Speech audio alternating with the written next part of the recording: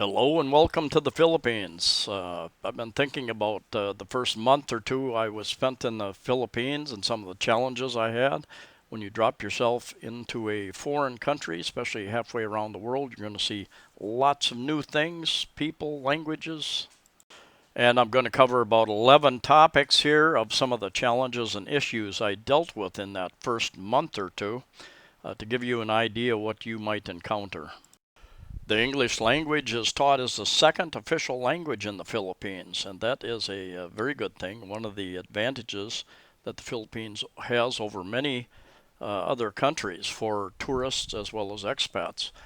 Most of the people I dealt with in the airports and the hotel industry communicated very well in English.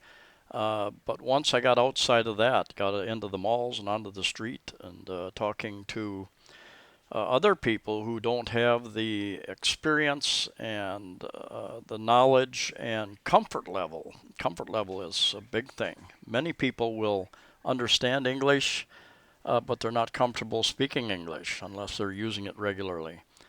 You will also find that the Philippine English, they emphasize different words, they pronounce different vowels differently than we do. So you can say the same word and you say it differently, it sounds differently. Of course, you get the same across different areas of countries as well, with different accents in the southeast U.S., in the south U.S., in the northeast U.S., Midwest. You can have those same types of issues, but more pronounced here. I am trying to learn the local language, Bisaya, down here in Cebu, but it is a challenge there again because they pronounce the letters, the vowels differently. Hand signals can also be different in different cultures, and you should be aware of that. I think Bud Brown did a video on that a while back. Money. When you land in a country that doesn't use the currency that you have in your pocket, you're going to have to convert some of that to the local currency. Here it's the Philippine peso, and the current exchange rate is about 51 pesos to 1 US dollar. For instance, when I came here, it was 45.5 pesos to the US dollar. So we've gained some buying power here.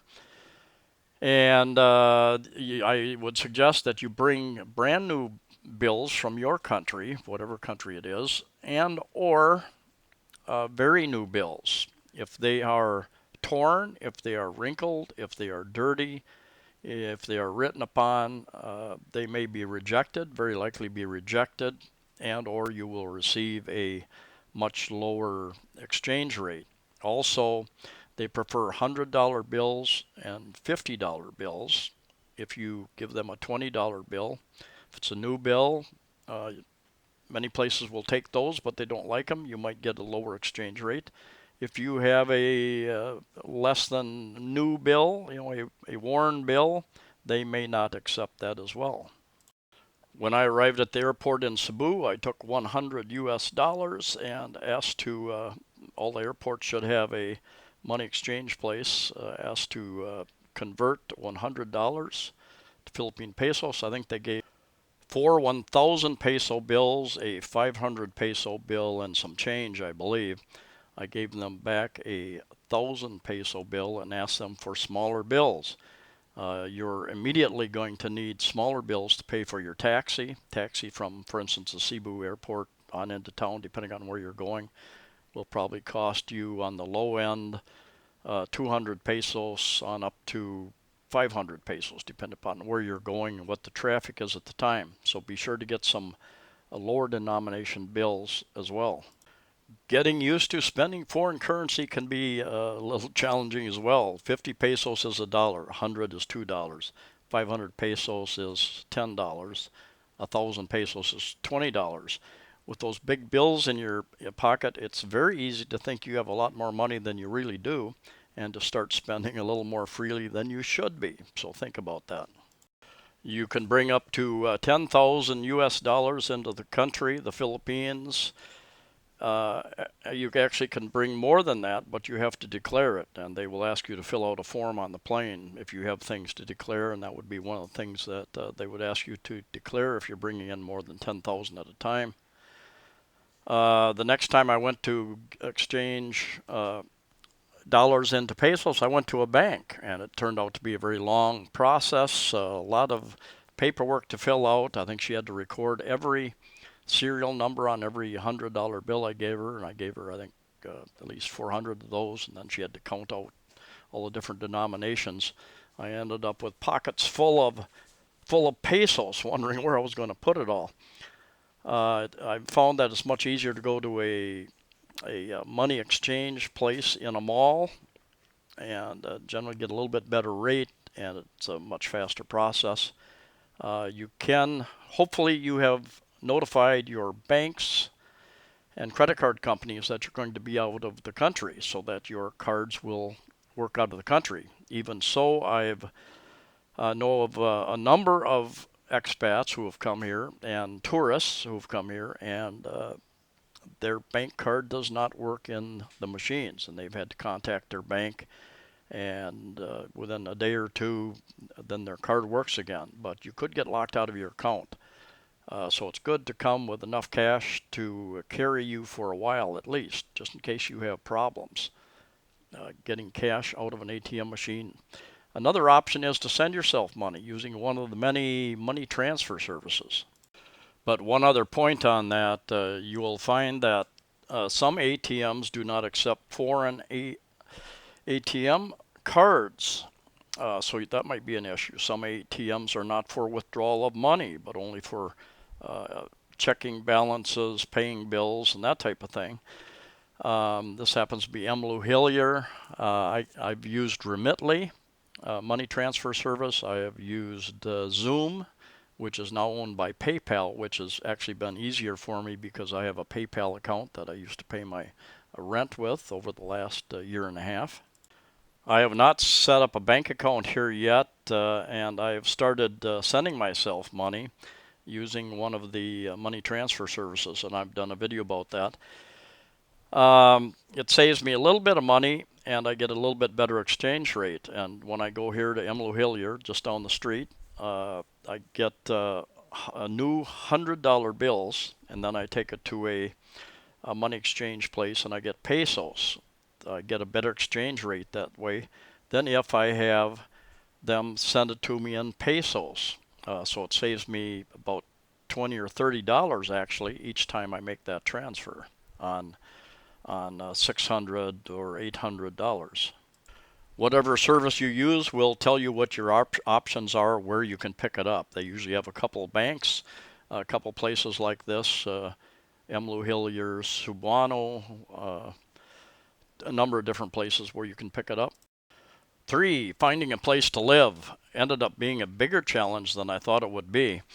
When I got to town, I figured I was going to spend about 2 weeks in a hotel if necessary, and that's about how long I stayed.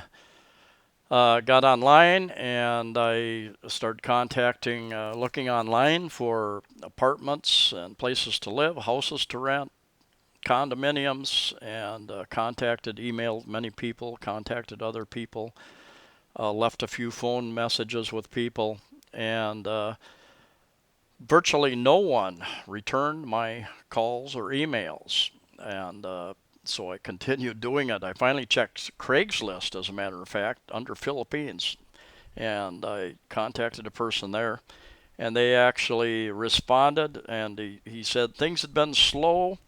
So just by chance, he had checked his Craigslist responses, and there I was.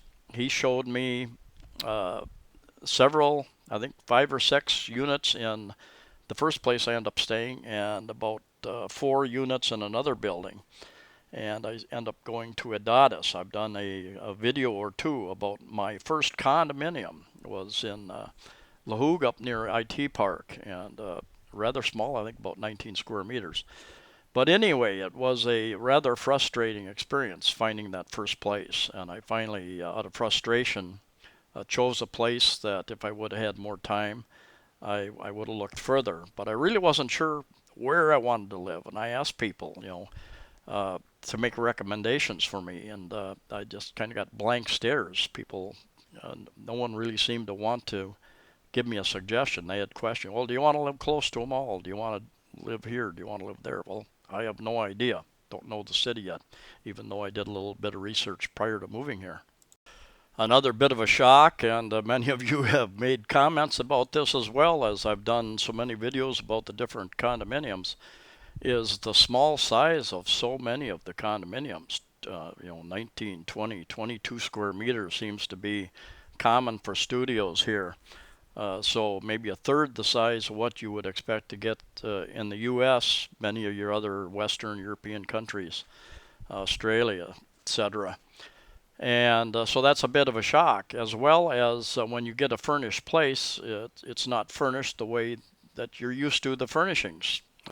Cell phone plans, internet plans, and load for your phones, data for your phones and the internet, cable television, all those types of services can be confusing and a little bit of a challenge. And I've met many foreigners when I've been in the cell phone shops complaining, I just bought load, I just put load on my phone and it's already gone. And they throw up their hands in frustration, said, no more, I'm done with the system, not going to deal with it anymore. But sooner or later, you almost have to. Most texting country in the world still, I think. I just did a video about the internet and my experiences here. And in the past, I've done videos about how to load a cell phone and a number of other issues having to do with those technologies. One thing to remember is to turn your data off, especially if you're roaming on a US number. Turn your data off when you're in a different country, or you will ring up some very high charges roaming internationally unless you're on some plan that allows you a certain amount. Professional services such as doctors and dentists, things operate a little bit differently here. And you often do not need an appointment to see somebody, even to see a specialist in a hospital. A lot of times I've gone in and described my issue, and they've sent me to a specialist, a lung specialist, for instance, if I have a cough. And it's generally a cash basis. Prices here, office visit consultation often runs about anywhere from 350 to about 800 pesos, probably the average being closer to 600 for an office call. There again, depending upon what city you're in, whether you're in the country, province, what type of hospital or clinic. You are expected to pay before you leave, and some hospitals do take credit cards, and you won't be allowed to leave, I don't think. Many places, if you're going into the hospital being admitted, they will ask for a deposit, 10,000 pesos or so, which is 200 US dollars, before they will start treating you, is what I've heard. You may also have to go to the pharmacy to buy the items that the doctor needs to work on you. In my case, I had developed a small infection on my leg when I was in Los Angeles airport. Noticed it the night before I flew out, and it got worse and worse. And about a week later, after I arrived here, I had a maid in my hotel say, "Sir, you have to go to the hospital. Your leg is swelling up." And I had tried to self-medicate, and that wasn't working. So they directed me to a dermatologist down the street, and she gave me antibiotics for 1 week. They didn't work at all, kept getting worse. I went back to her, and she sent me directly over to a surgeon who had me come back an hour later and cut a chunk out of my leg, cut it open, cut all the infection out, and took care of that. I think the whole thing cost me a little over $200 with the antibiotics that I was given.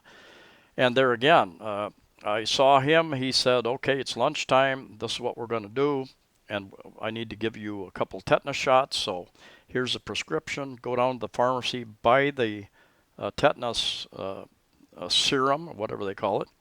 And I went down there, and not only did they give me the serum, they gave me the two needles for 2 shots, and the serum, and I brought it back. So if you're not capable of doing that, you need somebody, a helper, or an off-duty nurse to take care of that for you. Many of the expats that I've met here have had to go to a hospital to get a prescription in the first month or two that they've been here, and often it's because they develop a cough. They're not used to the humidity. They're not used to the types of germs here, or the dust and pollution, or whatever it is.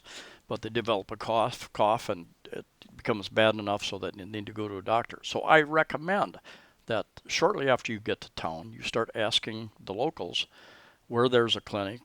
What if something happened to me medically? Where would I go? Where would I find?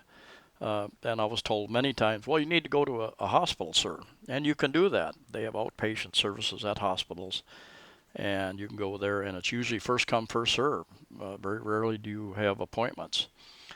Um, they may move you up if you're a senior citizen. You may get some priority treatment, just depending upon where you're at. Number 6, shopping and new brands. You will find that many of the sizes that you're used to in your home country are probably quite a bit different here. I'm a medium in the U.S. for shirt size. Here I'm an extra large 99% of the time.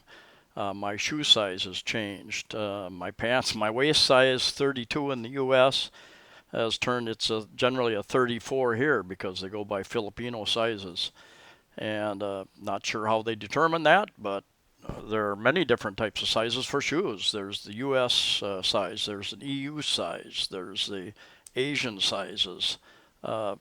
Utensils, when I went to furnish my first partially furnished apartment, buying cookware and blender and coffee maker, all the different types of brands that I've never heard of before.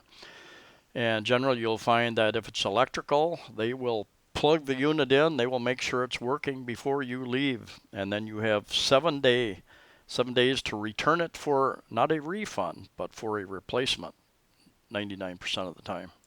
I have had pretty good luck with the brands that I have bought here, electrical brands, but I have heard of guys who have had different issues with them and had to return them.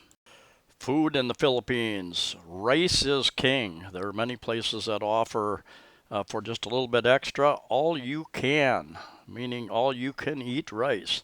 And they will come around with a big bucket of rice and just keep piling it on until you're full, along with the rest of your meal. I generally buy black rice or red rice, and I generally mix other things in with it, vegetables, meats, to make more of a meal out of it. Lechon, pork lechon is very popular here. Chicken, Mang Inasal is one of the big chicken places here. Chowking, fast food place. I didn't have a picture of Goldilocks. Here is a big bakery, and the 7-Elevens have all your hot dogs and your meat-filled breads. A lot of breads and bakeries here. The bigger towns and cities, of course, you got your Pizza Huts, the Kentucky Fried Chickens, lots of different types of pizza places and options for fast food as well, McDonald's, Jollibee. I have found a few places that serve up more of a Western American-style breakfast, they often call it. There are places that serve more British style, as well as Australian, New Zealand style breakfasts, which tend to be just a little bit different.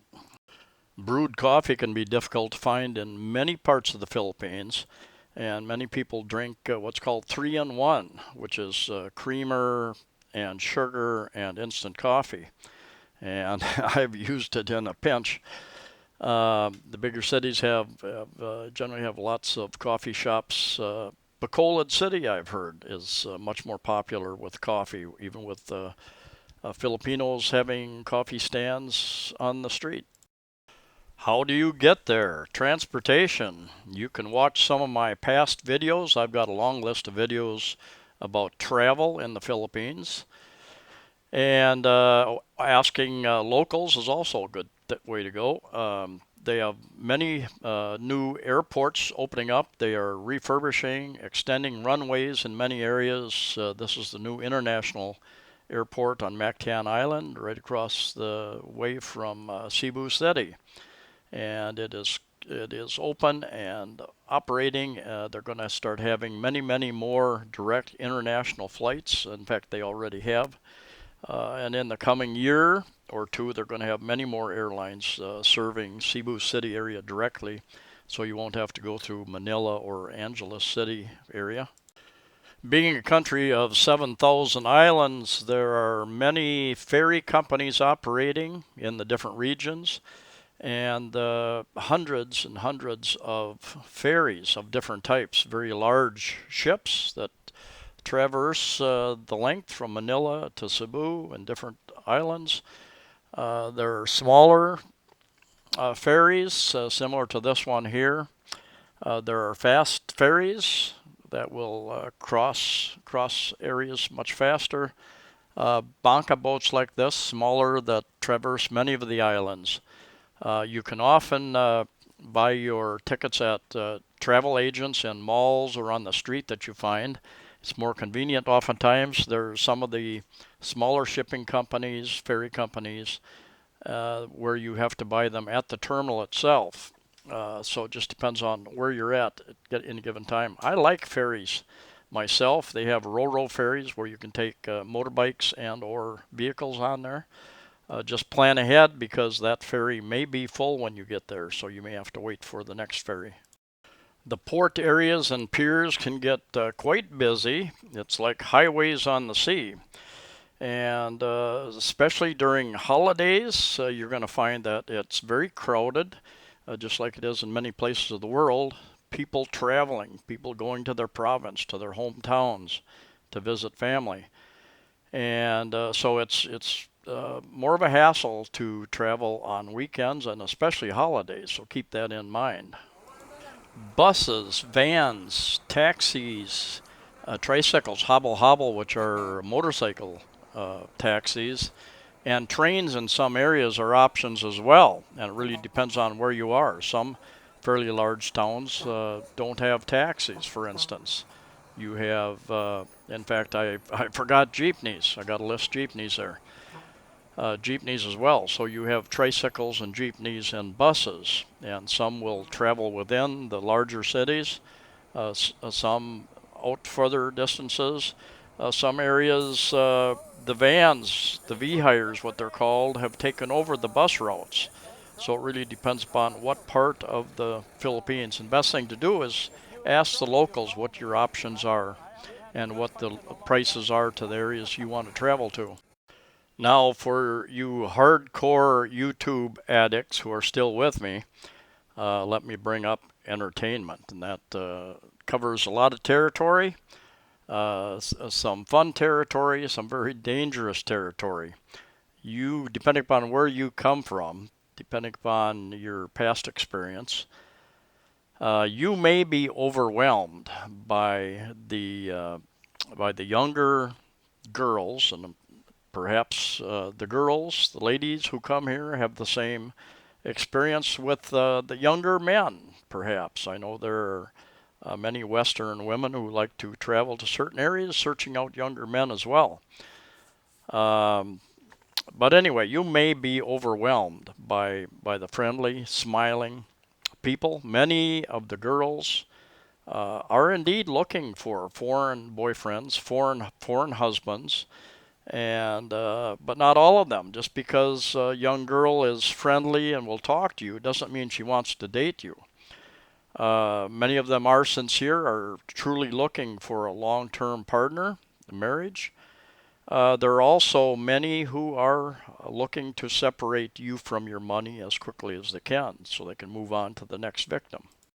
My advice is take it slow and keep good control on your finances, especially if you have a very low budget. I've met many foreigners who have woken up in the morning and found that all their money was gone out of their wallet, and bad experience, and you can lose your very expensive phone, lots of money very quickly. So take it slow and get to know the people. I'm going to include everything else under number 10, culture, and that includes everything from from their ancient past to their more recent past, with the Spanish and the Americans and the Japanese and the Americans and independence, uh, pulling and keeping 7,000 islands, the people on 7,000 islands. Many of those islands, they have their own language, their own tribes, their own customs, their own festivals. Keeping a nation like that together is a major challenge in itself. And they seem to be doing a very good job of that. Building a nation, they're in a growth mode. They're building out the infrastructure. Everyone knows about the poverty and the pollution, and they're making inroads. They're making improvements in those areas. They've got a ways to go, and it's going to take some years. And even today, I read in the Cebu paper that they have given some incentives to some of the, I don't know if they call them homeless or street people, or whatever, to help clean up the rivers and canals. And that's another step in the right direction. You're helping to feed those people and solve your pollution problem at the same time. Of course, you've got to go back to the source, find out where all that pollution is coming from, provide the infrastructure to clean that up.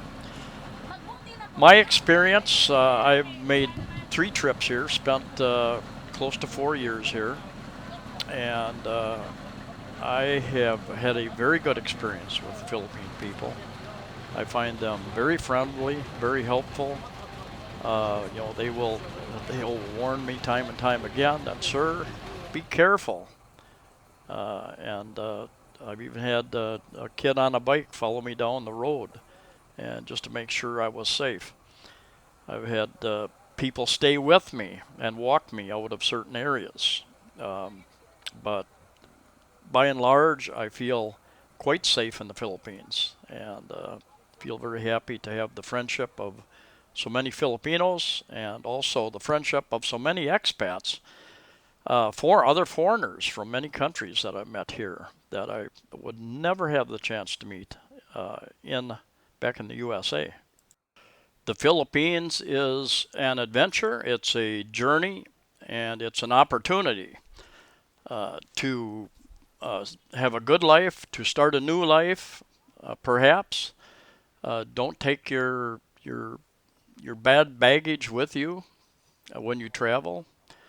As a tourist and or expat, if you're going to retire, hope to move here sometime. The Filipino people in general are very welcoming.